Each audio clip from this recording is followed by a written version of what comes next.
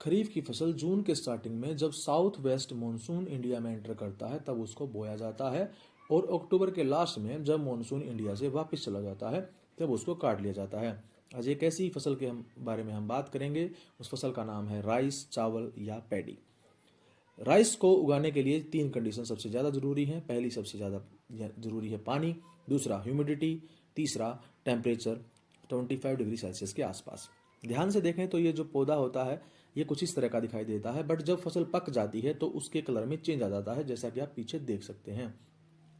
अब हम बात करें तो ये कंडीशन क्या है। ये कंडीशन है कि सारा का सारा जो जो क्रॉप है हमारी वो गिर चुकी है। उसके तीन रीजन हो सकते हैं। पहला रीजन हो सकता है कि इस फसल ने रेन को फेस किया है, दूसरा इसने हेल स्ट्रोम को फेस किया है, और तीसरा इसने स्ट्रोम को फेस किया। हेल स्ट्रोम यानी कि ओले, स्ट्रोम यानी कि तेज हवाएं, उनको फेस किया, इसलिए ये गिर चुकी है। अब ये कंडीशन क्या है, ये है फसल के पकने से पहले। अब दूसरी कंडीशन ये है कि फसल के पकने के बाद भी ऐसा हो सकता है कि बारिश आ जाए या हेल स्ट्रोम आ जाए या स्ट्रोम आ जाए। उससे क्या होगा कि हमारी जो फसल के दाने हैं वो नीचे गिर जाएंगे और उनको बाद में कलेक्ट करना मुश्किल हो जाएगा। ऐसी ही एक फोर्थ कंडीशन होती है आग की। तो आग से बचाने के लिए सरकार क्या करती है, जब फसल पक कर तैयार हो जाती है उन दिनों में बिजली की सप्लाई करना बंद कर देती है। अब बात करते हैं हार्वेस्टिंग की। हार्वेस्टिंग दो तरीके से होती है, यानी कि कटाई दो तरीके से होती है। पहली हाथ से होती है, दूसरी मशीन से होती है। तो पहले बात करते हैं हाथ से होने वाली कटाई की। तो आप ध्यान से देखें तो इनके हाथ में एक टूल है, जिस टूल का नाम है सिक्कल। हिंदी में इसको कहते हैं दराती। इसका जो हैंडल होता है वो लकड़ी का होता है या प्लास्टिक का हो सकता है, और बट इसका जो ब्लेड होता है वो लोहे का होता है और बहुत शार्प होता है, इसलिए अच्छे से काम कर पाती है और स्पीड से कटाई हो जाती है। उसके बाद हम बात करें इस लेवल की। अभी थोड़ी देर पहले मैंने बताया कि जब फसल जो है पक जाती है तो उसके कलर में चेंज आ जाता है। बट कई बार ऐसा होता है कि सीड ऐसा होता है या सोयल ऐसी होती है जिसकी वजह से क्या होता है कि फसल तो पक जाती है बट उसकी जो ग्रीनरी है यानी जो हरापन है वो नहीं जाता है। इसीलिए फसल को इस तरह से काट दिया जाता है, ताकि उसमें नॉमिनल मतलब थोड़ी सी बिल्कुल नमी होती है तब भी उसको काट लिया जाता है। अब आप ध्यान से देखें तो ये फसल को इस तरह से काट रहे हैं, सेम टू सेम सिक्कल का यूज कर रहे हैं, वही इनके हाथ में है सिक्कल। अब फसल को काट के एक साइड में रख रहे हैं। उसका रीज़न ये है कि एक पैटर्न चलता है। सिंपली कहें तो ये अपने लेफ्ट में, राइट में या अपने पीछे काट के फसल को रख रहे हैं। अब इसका एक पॉइंट ये भी निकल के आता है कि जो सनलाइट है वो इसके ऊपर गिरेगी और फसल के अंदर जितनी नमी है यानी कि ह्यूमिडिटी है, मॉइस्चर है, वो क्या हो जाएगा, वो हमारा कम हो जाएगा। बाद में जब हम थ्रेसिंग करेंगे यानी कि इसके दाने निकालेंगे, धान के दाने जब निकालेंगे तब हमें आसानी हो जाएगी कि हमें ज़्यादा जोर लगाने की ज़रूरत नहीं पड़ेगी या फसल हमारी ख़राब नहीं होगी। अब ध्यान से अगर आप देखें तो इसके अंदर ये जो भाई हैं वो क्या कर रहे हैं, ये फसल को बांध रहे हैं, टाई अप कर रहे हैं। और टाई अप किससे कर रहे हैं, वो कर रहे हैं स्टबल से। स्टबल को हिंदी में कहते हैं पराली। अब ये पराली कहाँ से आया, पराली एक्चुअल में इसी का पार्ट है, धान का ही पार्ट है पराली। अब पराली में होता क्या है, जब इस धान के पौधे से इसको झाड़ते हैं हम, झाड़ के इसके अंदर से निकालेंगे धान। अब आप देखेंगे कि स्टबल कैसे बनता है और कैसे रह जाता है बाद में। एक्चुअल में स्टबल जो होता है वो वेस्ट, मतलब कि एक रिमेनिंग पार्ट रह जाता है, बचा हुआ पार्ट। अब देखते हैं ये थ्रेसिंग कर रहे हैं, इसके लिए पावर की ज़रूरत होती है, अच्छे अच्छे तरीके से इसको मारा जाता है, इसके ऊपर स्ट्राइक किया जाता है, तब ये नीचे या दोनों ड्रम के बीच में देखोगे तो जो धान के जो दाने हैं वो इकट्ठा हो रहे हैं। अब जब ये इसको इस तरह से मारते हैं, स्ट्राइक करते हैं, तो सारे दाने नीचे गिर जाते हैं, और सारे दाने नीचे गिरने के बाद जो खाली बच जाता है, ये देखो अभी ये रेड टी शर्ट में भाई ये गए हैं। अब इन्होंने क्या किया है, ये जो बचा हुआ है खाली, इसको फेंक देंगे, और इस खाली को ही क्या बोलते हैं, स्टबल बोलते हैं, यानी कि पराली बोलते हैं। अब इसका फ़ायदा क्या है, सबसे पहली फ़ायदा है लो कॉस्ट है और लो वेस्टेज है। यानी कि ये जो काम कर रहे हैं लो कॉस्ट लगती है और वेस्टेज भी नहीं होता है, सब कुछ अच्छे से कलेक्ट कर लेते हैं। अगला है एम्प्लॉयमेंट। एम्प्लॉयमेंट का मतलब है कि इन सबको रोजगार मिलता है, ये काम कर रहे हैं, इसके बदले में इनको पैसा मिलेगा, सैलरी मिलेगी। सेम टू सेम किसान को भी जब इस फसल को मंडी में बेचेंगे तो उसके बदले में पैसा मिलेगा। यानी कि सबको मिलकर काम करना है, तभी क्या चल रहा है, एक दूसरे का काम चल रहा है, हमारे देश का काम चल रहा है, इसी तरीके से हमारा काम हो रहा है। उसके बाद हम नेक्स्ट पॉइंट बात करें तो हम किसी भी, हमें फ्यूल की ज़रूरत नहीं है। अब ये हाथ से काम कर रहे हैं तो हमें ना तो डीजल की ज़रूरत है ना ही पेट्रोल की ज़रूरत है, सिंपली हमारा काम चल रहा है। अब हम बात करें कि फिफ्थ पॉइंट क्या है। फिफ्थ पॉइंट हमारा कहता है कि जो ये काम कर रहे हैं इनके पास डिसीजन मेकिंग है। आई मीन टू से कि वो सोच सकते हैं, उनके पास पावर है कि वो सोच समझ के डिसीजन ले सकते हैं। मान लो बारिश आ गई तो बारिश में वो कवर कर देंगे, या जल्दी से स्पीड से काम करना है तो वो जल्दी जल्दी ट्रॉली में भर के जो हमारी फसल है उसको लेके जा सकते हैं। तो it is a part of decision making. But ये काम मशीन के पास नहीं होता है। अब यहाँ पर हम बात करते हैं कमियाँ कि इससे क्या हो सकता है। अब इससे बड़ी प्रॉब्लम हो सकती है लंग्स की, लंग्स यानी कि फेफड़ों की प्रॉब्लम। अब जो हमारे जो ये रेसे हैं, रेसे जो हैं जब हमारी बॉडी में जाते हैं, अब टाइम भी लगता है इस काम में, तो टाइम लगता है तो काफ़ी देर तक इसके अंदर रहते हैं, काम करते रहते हैं। तो जो हमारा जो लंग्स है, लंग्स के अंदर यानी फेफड़ों के अंदर सांस जब हम लेते हैं उसके थ्रू ये जो रेशे होते हैं या जो डस्टिंग है, जो धूल है, वो हमारे फेफड़ों में चली जाती है। तो उसके लिए क्या चाहिए, उसके लिए मुंह ढक के काम करने की हमें ज़रूरत है। तो अब आगे हम बात करें कि और क्या चीज़ होती है इससे। इससे टायर्डनेस होती है। टायर्डनेस का मतलब थकान होती है, क्योंकि मशीन तो है नहीं, लगातार कंटिन्यू काम करते रहेंगे तो हमें इसके लिए रेस्ट की ज़रूरत पड़ेगी। थोड़ा सा टाइम भी लगेगा इसको काम के करने के लिए, ठीक है। अब इसके बाद क्या होगा, जब हमारी जो धान की जो फसल है उसको हमने थ्रेश कर दिया, अच्छे से हाथों से झाड़ दिया है। अब झाड़ने के बाद क्या होगा, थ्रेसिंग के बाद क्या होगा, थ्रेसिंग के बाद इस सारी पराली को एक जगह, स्टबल को एक जगह इकट्ठा कर देंगे। इकट्ठा करने के बाद अगला स्टेप क्या होगा, क्या ये वेस्ट हो गई, कि ये किसी काम की नहीं रही, इसके क्या क्या काम हम कर सकते हैं।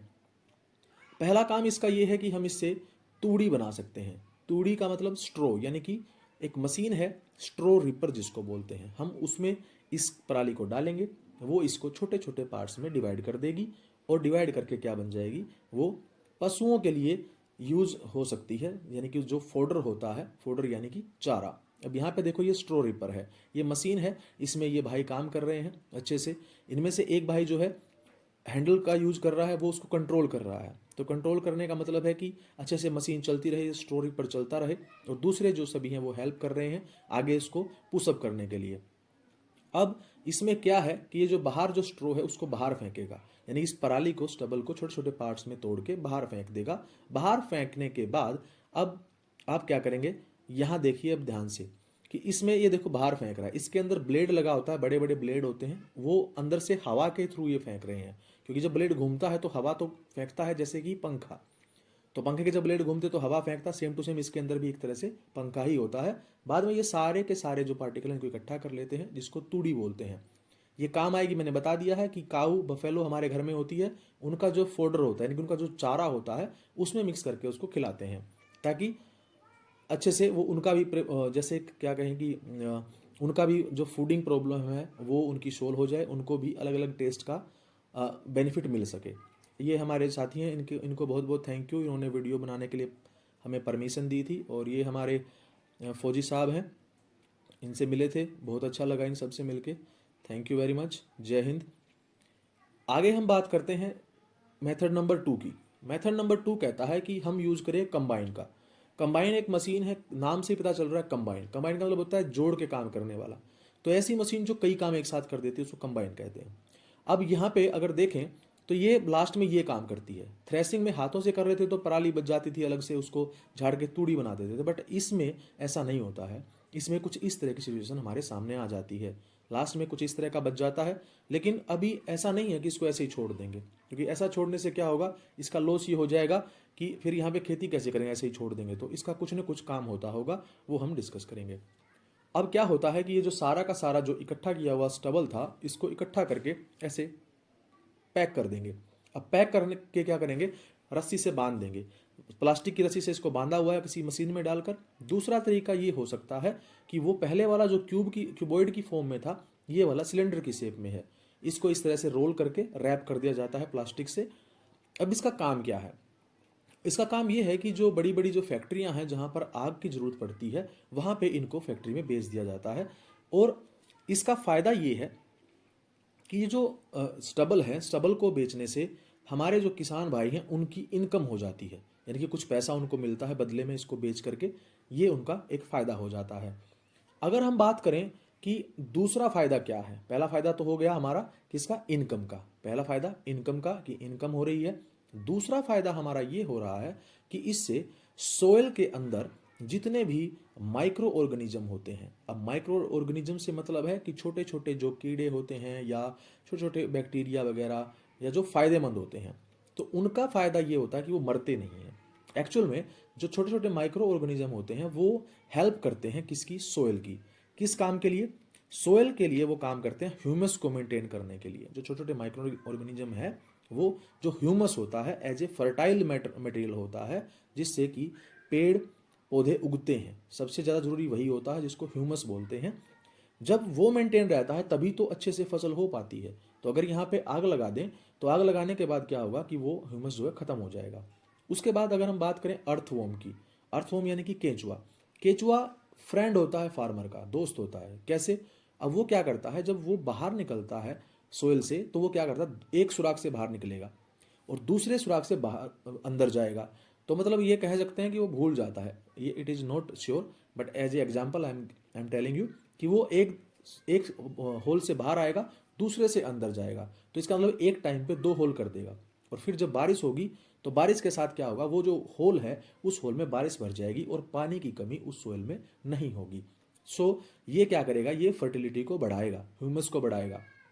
अब हम बात करें लिफ्टिंग की, तो लिफ्टिंग में अब ये जो प्रोसेस है इसको इस तरह से यहाँ पे चढ़ाया जाता है। चढ़ाने का मतलब ये है कि इनको अब यहाँ पे 2 तरह की चीज़ें आपको देखने को मिलेंगी। पहले वो हाथ से उठा रहे हैं, दूसरा वो सिर पे उठा के लेके आ रहे हैं। तो यहाँ पे हम यूज कर सकते हैं किसका, स्ट्रेंथ का।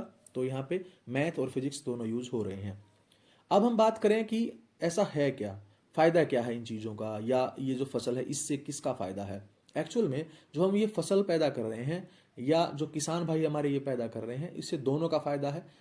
दोनों का क्या, देश का भी फायदा है। पहला, किसान को फायदा है। दूसरा, अगर किसान नहीं होता तो हम भूखे मर जाते। तीसरा, अगर ये नहीं होते तो ये कटाई कैसे होती, ये जो काम कर रहे हैं भाई, अगर ये नहीं होते तो कटाई नहीं होती। तो मतलब सारे के सारे एक दूसरे पे डिपेंड करते हैं, तभी जाके देश चलता है। साथ में अगर बात करें इकोनॉमी की, तो इकोनॉमी में एग्रीकल्चर का बहुत बड़ा रोल होता है। इकोनॉमी से ही सारी चीज़ें बनती हैं, रो मटेरियल सॉरी एग्रीकल्चर से ही सारी चीज़ें बनती हैं। रो मटेरियल जो कच्चे चीज़ें हैं सारी एग्रीकल्चर ही बनाता है, तब जाके वो बड़ी होती हैं। और लास्ट में जब आपको दिखेगा मंडी में, ग्रेन मार्केट में कुछ इस तरह से दिखता है। तो सभी भाइयों को मेरा बहुत बहुत धन्यवाद, जो थ्रेसिंग कर रहे थे, जो धान को झाड़ रहे थे, या जो तूड़ी बना रहे थे, या जो दराती से धान को काट रहे थे। सभी को मेरा बहुत बहुत धन्यवाद कि आपने मुझे परमिशन दी। Thank you, bye bye, take care. मिलते हैं नेक्स्ट वीडियो में। जय हिंद।